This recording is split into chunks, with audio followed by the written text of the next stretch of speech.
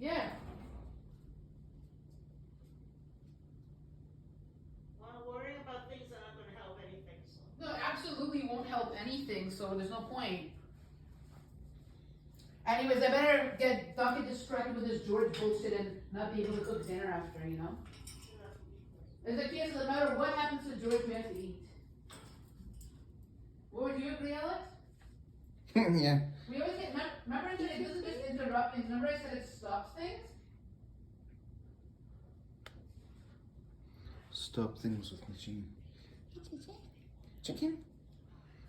I wanted to have another cup of tea, but I'm afraid if I have more caffeine, I'm gonna get more stressed out because of more situation with George. Wow, this guy's actually controlling my life. I need a kind of a pick-me-up cup of tea and some